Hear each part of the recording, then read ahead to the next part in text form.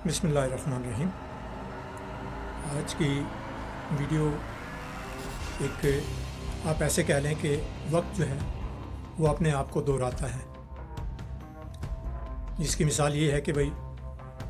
Panama case जो है वो आज जैसे फिर दोबारा उभर के आ गया है सुप्रीम कोर्ट में।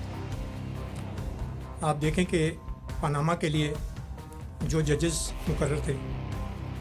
वैसे ही आज का दोबारा मंजर पेश किया जा रहा था। आज से कुछ दिन पहले काजी फाइज ईसा के केस में जो वकील पेश हुए थे वही वकील जो आज दोबारा फिर पेश हुए हैं शुगर मिल के मसले पे। शुगर केस जो है वो उसके लिए वो अपोजिट साइड पे वो खड़े हैं उसी तरह, और जज भी वैसे ही वही जज बैठे हुए हैं कोर्ट में। कोर्ट नंबर भी वही है, सीटें भी वही हैं, सिर्फ इतना फ़र्क है कि ये केस शुगर का है और वो केस जो है काजी फाइज ईसा का था, जो कि एक जज के मुतल्लिक राय देनी थी। आज अवाम के मुतल्लिक राय देनी है, अवाम के फ़ायदे के लिए। वही जज जो है वो फिर आज अवाम के ख़िलाफ़ जो है वो आ गए हैं। आप देखें कि ये जज पहले भी अच्छा फ़ैसला दे चुके थे, अब भी दे रहे हैं। मुझे उम्मीद है कि अब ये हमारे कोर्ट जो हैं वो बेहतर पोजीशन में आना शुरू हो गए हैं, क्योंकि जैसे जैसे फ़ैसले सही आना शुरू होंगे इनकी इज़्ज़त बहाल होना शुरू हो जाएगी और ये लोग सरखरू होना शुरू हो जाएंगे अवाम की नज़र में भी और अल्लाह की नज़र में भी। तो हम चाहते तो यही हैं कि हमारा जस्टिस निज़ाम जो है वो अच्छा हो जाए। आज मुझे थोड़ी सी एक बात कहनी है आम आवाम से कि अगर जिसके पास ये सोर्सेज हो जो मुझे प्रोवाइड कर सके या अपनी वीडियो में बना के पेश कर सके कि सुलेमान अकरम राजा जो है वो माशाल्लाह जो केस लेते हैं वो कामयाबी से अपने क्लाइंट को जो है वो हराते हैं और बड़े कामयाब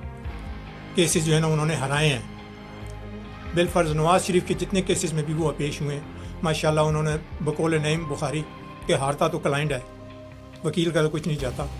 और मैं जो दरख्वास्त करना चाह रहा हूँ वो दरख्वास्त ये है कि राजा अकरम ने आज तक ज़िंदगी में जितने केस लड़े हैं उनकी अगर कोई तफसील मुझे प्लीज़ दे दे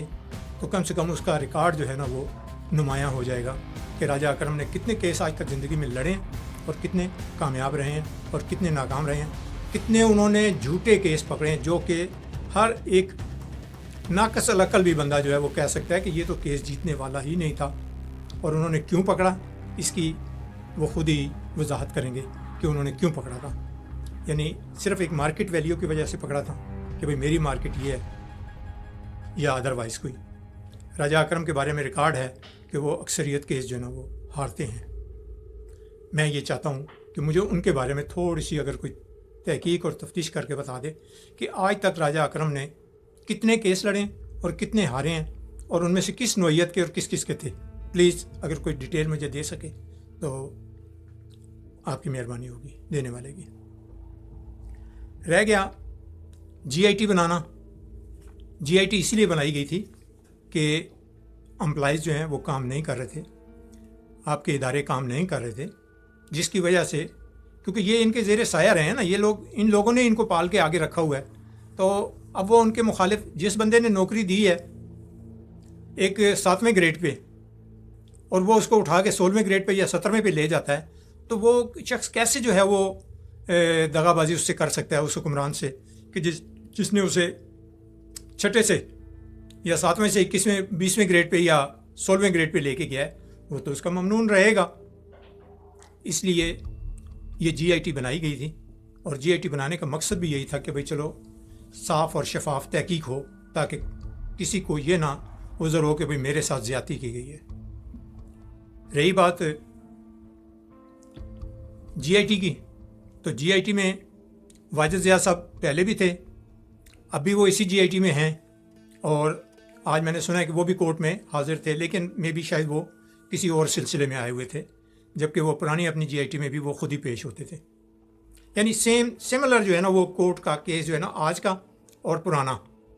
ये सेम चल रहा था कि जैसे वो एक डुप्लीकेट जो है ना वो आज फिर पेश जो है ना की जा रही है तारीख। अतरमिन अल्लाह ने कह भी दिया है और सुन भी लिया है, लेकिन उसके बावजूद भी ये आवाम जो है वो اس کی سنائی نہیں ہوتی کہ عوام کے فائدے میں کسی نے اگر کورٹ نے کوئی بات کہہ دی ہے تو یہ وکیل جو ہے نا اس کو عوام کے فیصلے پہ نہیں لے کے آئیں گے، بلکہ عوام کے اگینسٹ جو ہے نا فیصلہ، یعنی کہ شوگر مل 30 سال سے یا جب سے یہ شوگر ملوں کا رواج چلا ہے کہ یہاں سے پیسہ بنتا ہے اور سبسڈی ملتی ہے، تب سے یہ لوگ دن دگنے اور رات چگنی ترقیاں کر رہے ہیں، اور عوام کے حق میں یہ وکیل، یہ جو بڑے بڑے وکیل ہیں جو پیسے زیادہ لیتے ہیں، یہ نہیں چاہتے کہ عوام کے حق میں فیصلہ ہو، کیونکہ انہوں نے فیس وہاں سے لینی ہے، اس لیے جھوٹ کو سچ اور سچ کو جو ہے نا وہ جھوٹ ثابت کرنے کے لیے ماشاءاللہ اللہ تعالیٰ نے ان کو اتنی صلاحیت دی ہوئی ہے کہ یہ اگر اللہ تعالیٰ کا حکم بھی کہیں پہ نافذ ہوتا ہے تو یہ اس کے لیے بھی کھڑے ہو جاتے ہیں، وہ کہتے ہیں نہیں، فیس اور کیس اللہ خیر صلی اللہ ہم جانیں اور اللہ جانے۔ تو اس لیے یہ بہتر ہے کہ میں تو ان وکیلوں کے بارے میں رائے رکھنا چاہتا ہوں کہ یہ لوگ، ان لوگوں میں سے جج نہ بنائے جائیں جو لوگ جھوٹے کیس لے کے عدالتوں میں جاتے ہیں۔ ان کا ریکارڈ باقاعدہ مینٹین ہونا چاہیے کہ وہ اپنے ریکارڈ کے ساتھ جج بنیں گے یا کہ صاف شفاف کیس لے کے، یا ان کا کوئی کریکٹر جو ہے وہ اچھا ہوگا تو انہیں جج بنایا جائے گا، یا کہ صرف یہ ہے کہ بھئی ان کی ایک میعاد پوری ہو گئی، انہوں نے پریکٹس اتنی کر لی ہے کہ اتنے انہوں نے جھوٹ بولنے تھے، اتنے سینکڑے جھوٹ بول لیے ہیں، تو اب اس لیے انہیں جج مقرر کیا جائے۔ میری درخواست ہے ان لوگوں سے جو ان کے بارے میں اچھی رائے رکھتے ہیں وہ سامنے آئیں اور اپنی رائے دیں پلیز۔ شکریہ، میری ویڈیو کو لائک کریں۔ آپ سے اجازت چاہتا ہوں۔ السلام علیکم ورحمۃ اللہ وبرکاتہ۔